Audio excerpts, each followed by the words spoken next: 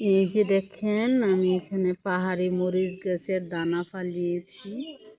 তো এখন সবগুলো মরিচের দানা উঠেছে, কিছু কিছু ঘাস হয়েছে, ওগুলো আমি এখন পরিষ্কার করে দেব। এই তো ছোট ছোট অনেকগুলা আগাছা হয়েছে, ওগুলো পরিষ্কার করে দিলে তারপরে মরিচ গাছগুলো সুন্দর করে জন্মাতে পারবে। তাই আমি পরিষ্কার করে দিচ্ছি।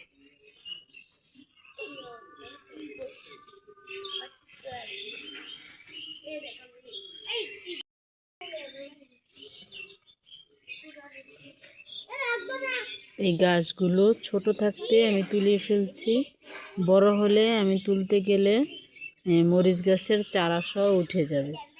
তাই আমি এখন ছোট অবস্থায় এগুলো সব তুলে ফেলে দিচ্ছি, কারণ এই আগাছাগুলো মরিচ গাছগুলোকে ভালো করে জন্মাতে সাহায্য করবে না।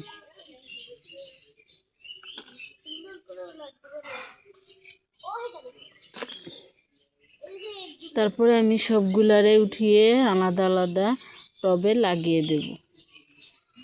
এই পাহাড়ি মরিচ গাছগুলো খেতে অনেক মজা। না কেউ নিতে চাইলে আমার কাছ থেকে নিতে পারবেন পাহাড়ি মরিচ গাছের চারা।